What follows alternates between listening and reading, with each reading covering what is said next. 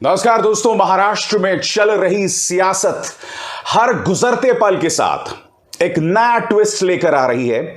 और अब मुख्यमंत्री उद्धव ठाकरे ने बाकायदा डिप्टी स्पीकर को खत लिखकर कहा है कि 12 विधायक जो इस वक्त एकनाथ शिंदे के साथ हैं उन्हें अयोग्य करार दिया जाए संविधान के 10वें शेड्यूल के हिसाब से।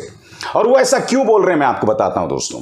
वो ऐसा इसलिए बोल रहे हैं कि जैसे ही उद्धव ठाकरे अपने घर में विधायकों की बैठक बुलाते हैं, जाहिर सी बात है एकनाथ शिंदे के साथ जितने भी विधायक थे वो वहां नहीं पहुंचते हैं। और उसके बाद यह कहा जाता है कि भाई एंटी डिफेक्शन लॉ की जगह आप सब अयोग्य करार दिए जाएंगे। जवाब में यह खत जारी किया जाता है एकनाथ शिंदे गुट द्वारा, और इसमें कहा जाता है कि भाई एकनाथ शिंदे हमारे लीडर हैं, इसलिए इस गुट को अयोग्य करार दिए जाने की बात बिल्कुल बेमानी है। मगर इस खत में एक दिक्कत है। अगर आप इन तमाम दस्तखतों पर नजर डालें तो इसमें 34 विधायकों के दस्तखत हैं। अब एंटी डिफेक्शन लॉ के हिसाब से आपने जब डिप्टी स्पीकर को खत लिखा था तब बहुत जरूरी था कि 34 की जगह 37 के दस्तखत होने चाहिए थे। और यही नहीं, इसमें नितिन देशमुख का भी दस्तखत है। और जैसे कि आप जानते हैं नितिन देशमुख जो हैं वो वापस इस वक्त उद्धव ठाकरे के पास हैं। अब हो क्या रहा है, इसके जवाब में एकनाथ शिंदे ने बाकायदा कल कई ट्वीट्स किए और उन्होंने कहा कि मुझे कानून मत सिखाओ। उनका यह कहना है कि जो 10वां शेड्यूल है, 10th शेड्यूल है, वो लागू होता है विधायकों के आचरण पर जब वो विधानसभा के अंदर हो। बाहर उनका क्या बर्ताव है उस पर लागू नहीं होता। अब यहां पर गलती कर रहे हैं एकनाथ शिंदे, और मैं आपको बताता हूं क्यों। क्योंकि मैं आपको ले चलना चाहूंगा साल 2017 की तरफ। इस चेहरे को देखिए, शरद यादव। शरद यादव जनता दल यूनाइटेड की तरफ से राज्यसभा में सांसद थे और वो विपक्ष की एक रैली में शामिल होते हैं। और जैसे ही विपक्ष की वो रैली में शामिल होते हैं तो जनता दल यूनाइटेड उन्हें जो है उनकी सदस्यता जनता दल यूनाइटेड और राज्यसभा से उनको खारिज कर देता है, उनकी सदस्यता को खारिज कर देता है, पार्टी से निकाल देता है। और उनका बर्ताव संसद के अंदर नहीं था, उनका बर्ताव था संसद के बाहर, जब उन्होंने विपक्ष की एक रैली में भाग लिया, जिससे पता चल जाता है कि एकनाथ शिंदे को उनके जो लॉयर्स हैं वो सही सलाह नहीं दे रहे हैं। 10वां शेड्यूल जो है वो संसद और विधानसभा के बाहर भी विधायकों के आचरण पर लागू होता है। और एकनाथ शिंदे ने इसका करारा जवाब दिया है और उन्होंने एक नया खत लिखा है डिप्टी स्पीकर को, जिसमें 40 विधायकों के समर्थन की बात कही गई है। मैं आपको बतलाना चाहता हूं इसमें क्या कहा गया है। महाराष्ट्र के सियासी संकट में बागी रुख अख्तियार किए एकनाथ शिंदे की अगुवाई वाले गुट की ताकत लगातार बढ़ती जा रही है। करीब 40 विधायक इसके समर्थन में आ गए हैं। मौजूदा हालात में उद्धव ठाकरे की स्थिति लगातार कमजोर होती जा रही है। इस बीच 2 और शिवसेना विधायक शिंदे और उनके सहयोगी 41 विधायकों के साथ जुड़ने के लिए असम के गुवाहाटी पहुंच गए हैं। वहीं शिवसेना के ठाकरे गुट ने 12 विधायकों को अयोग्य ठहराने की याचिका दाखिल की है और इसमें एकनाथ शिंदे और उनके बेटे का भी नाम है। दोस्तों, मैं आपको बतलाना चाहूंगा इस पर कानूनविद क्या कहते हैं। 2 लॉयर्स जो हैं, मैं उनके विचार आपके सामने पेश करना चाहता हूं। सबसे पहले आपके सामने विचार आ रहा है देवदत्त कामत का।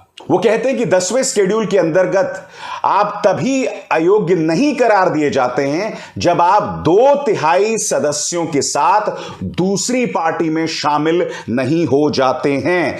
सिर्फ यह दावा करने से कि हमारे पास 2/3 लोग हैं काम नहीं बनने वाला है। और इसीलिए इस लेटर का हवाला दिया जा रहा है जिसमें 34 विधायकों के दस्तखत हैं। और यही वजह है दोस्तों कि एकनाथ शिंदे बुरी तरह से बौखलाए हुए हैं और वो ये कह रहे हैं कि मुझे कानून मत समझाओ। मैं फिर से पढ़ के सुनाना चाहता हूं उन्होंने क्या कहा है। आपके सामने उनके तमाम ट्वीट्स जिसमें वो कह रहे हैं कि मुझे 10वां शेड्यूल मत समझाओ। एनडीटीवी की खबर क्या कहती है?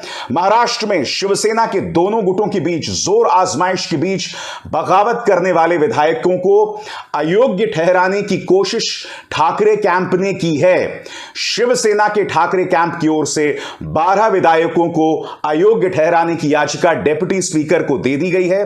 हालांकि शिंदे ने इसे खारिज करते हुए कहा कि वो किसे डराने की कोशिश कर रहे हैं, कानून हम भी जानते हैं। और दोस्तों, ना सिर्फ देवदत्त कामत बल्कि एक और वकील हैं राहुल कम्हार, वो कह रहे हैं कि 34 जो इस लेटर में आ रहा है वो 2/3 से नीचे है। 10वां शेड्यूल साफ तौर पर कहता है एमएलएस को एक ग्रुप बनाना पड़ेगा और एक अन्य पॉलिटिकल पार्टी में शामिल होना पड़ेगा। अब दोस्तों, गेंद जो है वो डेप्यूटी स्पीकर के पाले में है। वो डेप्यूटी स्पीकर जो इस वक्त उद्धव ठाकरे के साथ दिखाई दे रहे हैं। बड़ा प्रश्न ये कि वो क्या कदम उठाते हैं, और यही वजह है दोस्तों अभी तक भारतीय जनता पार्टी खुलकर सामने नहीं आ रही है। बीजेपी चाहती है कि पहले यह तय हो जाए और कानूनन यह तय हो जाए कि 37 के 37 विधायक एकनाथ शिंदे के साथ हैं। हमें यह नहीं भूलना चाहिए एकनाथ शिंदे इस वक्त गुवाहाटी में मौजूद हैं। जी हां, मुंबई से बाहर मौजूद हैं। जब ये 40 से 42 विधायक मुंबई पहुंचेंगे तब उनका क्या बर्ताव होगा वो देखने लायक होगा, नंबर 1।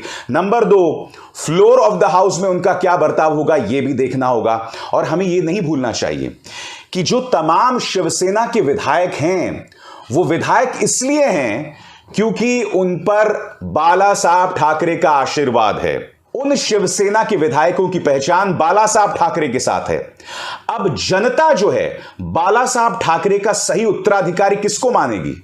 उद्धव ठाकरे को या एकनाथ शिंदे को? वो एकनाथ शिंदे जिन्होंने भारतीय जनता पार्टी के दबाव में, उनके ऑपरेशन लोटस के दबाव में पार्टी को छोड़ दिया इन तमाम विधायकों के साथ। दोस्तों, एक बात तय हो जानी चाहिए, 2.5 साल तक एकनाथ शिंदे जो हैं अर्बन डेवलपमेंट मिनिस्टर थे। 2.5 साल बाद आपको याद आ रही है शिवसेना के हिंदुत्व की? यह बात तो किसी को हजम नहीं होगी। और मैं आपको एक और भारतीय जनता पार्टी का खेल बताता हूं। जैसे कि आप जानते हैं वो लोग असम में हैं। एनडीटीवी का ये वीडियो देखिए। एनडीटीवी इस वीडियो में दावा कर रहा है कि असम के मुख्यमंत्री हेमंत बिस्व शर्मा उस होटल में गए थे रैडिसन ब्लू में जहां उन तमाम विधायकों को रखा गया था। यह वीडियो दिखाई दे रहा है। इसमें आगे हेमंत बिस्व शर्मा बैठे हुए हैं, बताया जा रहा है। अब हेमंत बिस्व शर्मा यह कह रहे हैं कि मुझे तो पता ही नहीं कि महाराष्ट्र के विधायक गुवाहाटी में हैं। मतलब ये कैसे मुख्यमंत्री हैं, इन्हें यही नहीं पता चलता कि उनके राज्य में क्या हो रहा है। सबसे पहले तो हेमंत बिस्व शर्मा इस वीडियो का जवाब दें जिसमें एनडीटीवी यह दावा कर रहा है कि आप आगे की सीट में बैठे हुए हैं। तो इसका क्या अर्थ हुआ? क्या हेमंत बिस्व शर्मा गलत बयानी कर रहे हैं? हेमंत बिस्व शर्मा क्यों हकीकत से मुंह मोड़ रहे हैं? क्यों ये बात कह रहे हैं कि मुझे नहीं पता कि मेरे राज्य में वो महाराष्ट्र के एमएलएज हैं?